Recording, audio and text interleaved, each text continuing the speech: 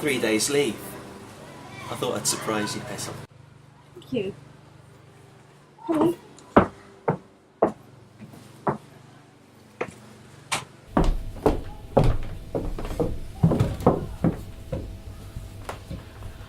I'll just get you some broth.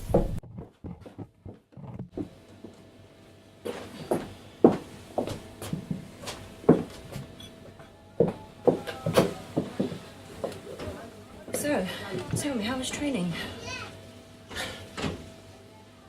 Up at the crack of dawn. Physical training exercises. Talk of men going overseas. I don't like this damn war. I don't like it either. Look, I got some fresh milk from the dairy this morning. Do you want it in your tea? Annie. I think I made a mistake joining up. There's talk of forcing men overseas to fight in the war. Soon. Can you believe it? They can't do that, can they? They were all young boys who didn't want to fight. The women are going up to them in the streets and giving them white feathers, calling them cowards, saying they're not real men. You don't think I'm a coward, do you? Absolutely not. You're more of a man not going to war. You're not the kind of a man that would kill another. It's them that's wrong, not us. It's not fair. I don't want to be forced to kill a man. To shoot someone I don't know. Or to be penalised for being a pacifist. I'm scared. Can't you go absent without leave? We could run away. They'll find us.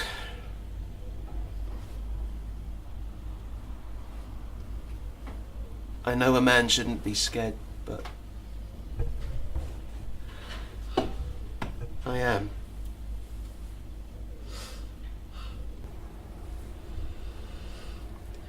I don't want to be apart from you either. You are everything to me. And not even somebody else's war will keep me away from being parted from you. Come on. It'll all come good in the end. Now, where's that smile?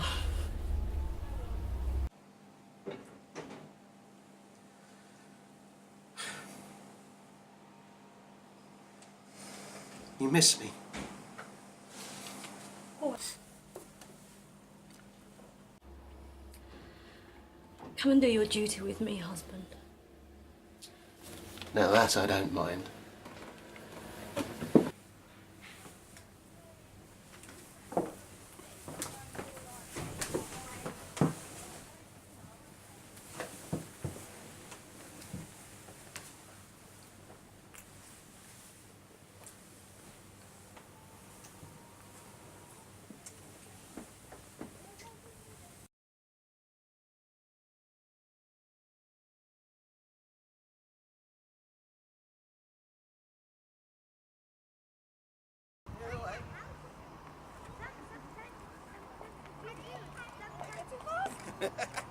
Why? What's going to happen?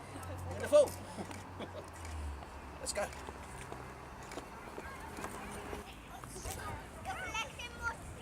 What do you think?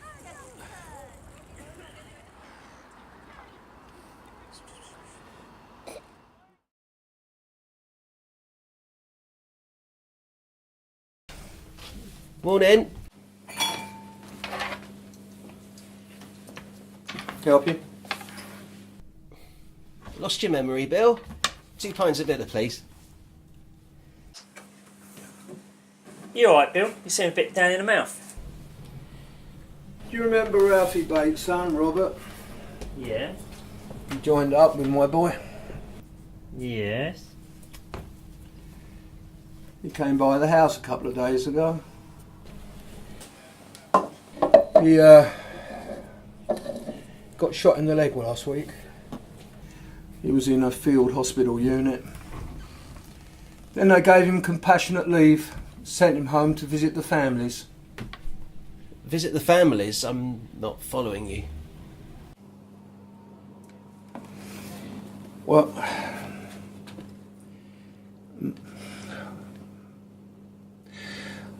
my George is dead. Surely, this will be the last war that will ever be. Every one of them, except for Robert, all killed.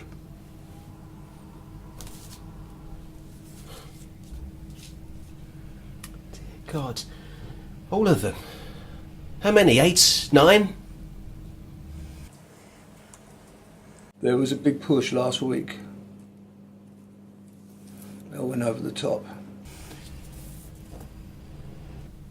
He reckons he only survived because he was the first one to get shot. Then they adjusted their aim and got the rest. George, why didn't you listen to me? I tried to tell him.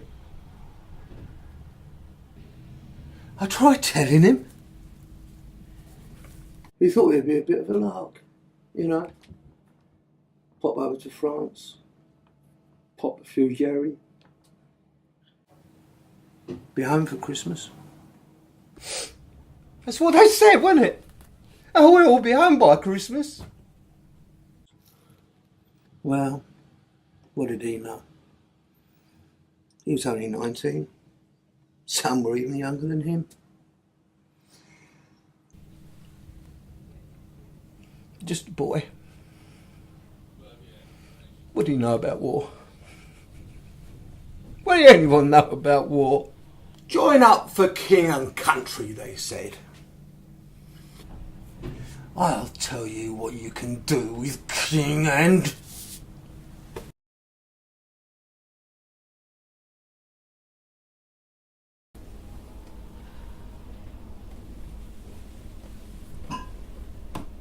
Are you alright, my love? I've been thinking. I know what you're thinking. I wish that you couldn't sometimes. Yeah. But I can. You know the story of Willow Pattern? Yes. It's a bit like Romeo and Juliet.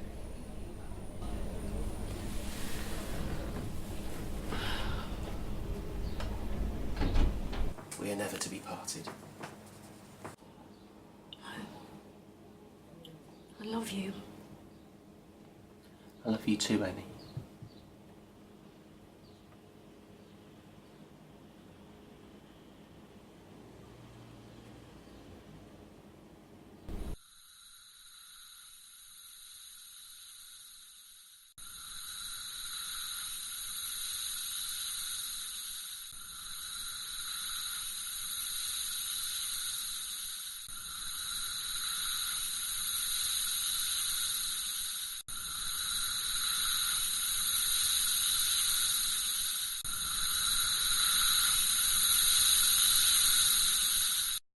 Dulce et Decorum Est by Wilfred Owen.